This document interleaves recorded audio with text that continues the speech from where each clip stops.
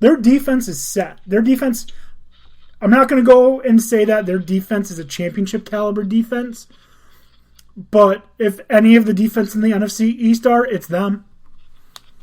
Because they're spread out. The talent's spread out. If we're talking about front seven, it's easily the Washington football team.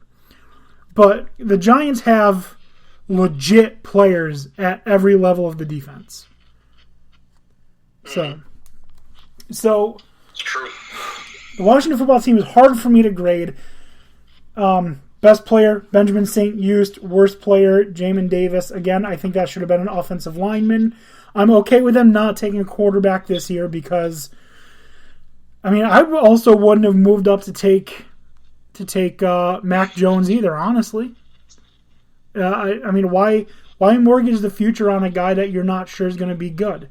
Like, I understand with Fields, but I think Mac Jones would have been a wasted pick. And then you'd have to trade up, so you're wasting even more capital. So, I don't have a problem with that. Plus, also, from what I'm hearing, they're also hoping they can get Deshaun Watson for cheap. Yikes. Anyways, NFL Network gave them a B+. I gave a B-. For the same reason that I had the issue with the Eagles. Their first pick does not make them better. There are a lot of things they could have done differently. Long snapper, like why? Like a tight end, yes. Corner, yes. Offensive tackle, yes. Everything else, why? Right. I like De'Ami Brown. Yeah. Him, Scary Terry, Curtis Samuel. That's a solid receiving threat. I mean, I don't know. I'm also not big on Curtis Samuel. I think he's a good number 2. I think Scary Terry's all the talent on that team. But if again, I don't know that Scary Terry's the number 1. Oh, he is. You're out of your mind. He's quarterback proof. He catches everything thrown his way. So I mean, Ryan Fitzpatrick is going to feed him. He's going to have to in fantasy and thank me in redraft leagues, people. He's going to have to. But honestly, I think the Washington football team did a solid, so that's why I give them a B-. Didn't necessarily make the team that much better, but they addressed a couple of the big needs. Like I said, if they had drafted one of the first-round linemen with the first pick instead of Jamin Davis, it would have been bumped up to an A. But just my sheer disappointment. I give them a C strictly for not addressing quarterback. I mean, in 2012, they took 2 quarterbacks, so I mean, it kind of evens out. Right?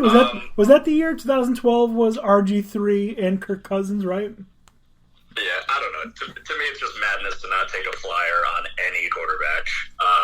So that knocks it down from like being a pretty damn good draft as far as the players they took are. Other than the long snapper, you could have taken a quarterback then. Take a flyer on somebody. You might as well. You know, Fitzy and Heineke are not, the future.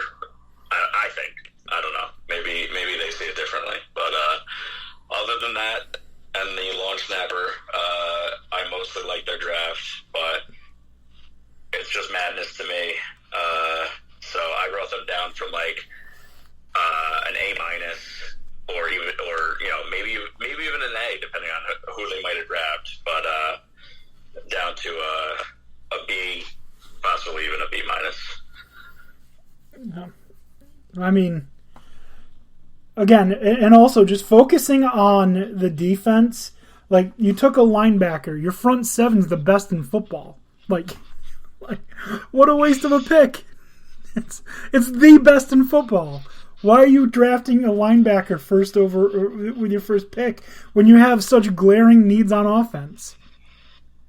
And he wasn't even the best player available. Like, you couldn't say BPA.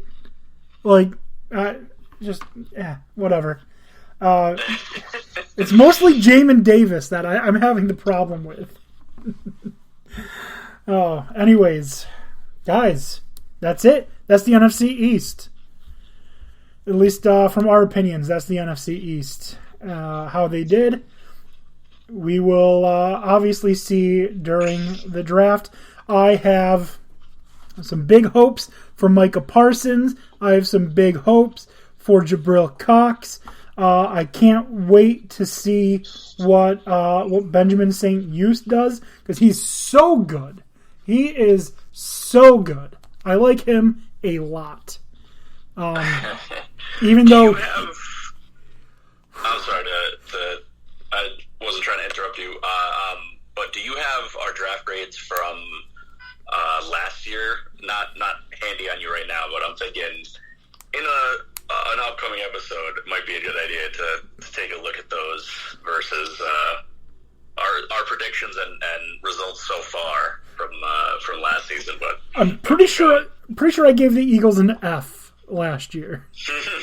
I think we were somewhat accurate in our assessment based on performance of the team and some of the draft picks. Pretty sure I gave two teams an F. One was the Eagles, one was the Packers. Yes. They finally drafted a wide receiver. And we'll talk about them later on. We're in the NFC East. They're in the NFC North. Guys, anything you want to say before we close out tonight? I think this wraps it up. Let's go Knicks. Let's go Knicks. Yes. Let's go Knicks. They play Friday, right? Sunday. May 23rd is game 1. I am expecting to be at game 2. And we'll see. Maybe even a later game. It's going to be fun. All right. So, as always, found my information on onthisday.com. On May 17th, 1953, Yanks and Browns use a record 41 players in a single game. Yanks and Browns? Yanks and Browns, 41 baseball players. Wow. That's a lot. So they use that in relieving pictures now. Yeah, you could. Yeah. Yep, you could. All right, guys, thanks for hanging out. It's been a fun one. Next week, we'll do the NFC. I guess we'll go... We started in East. Let's go South. We'll do NFC South next week. That's the Buccaneers, the Falcons, the Saints, and the Panthers. Those fucking Panthers, man, taking J.C. Horn, fucking it all up for me. But we got Micah Parsons, so it's okay.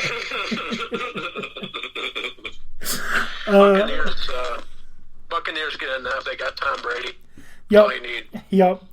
Anyways, if you want to check us out on Twitter, we're at DanDanTony. On Facebook, we are DanDanTony Sports. If you want to send us an email, which no one has, we are DanDanTonySports@gmail.com. So for Dan, Tony, and Dan, have a good night.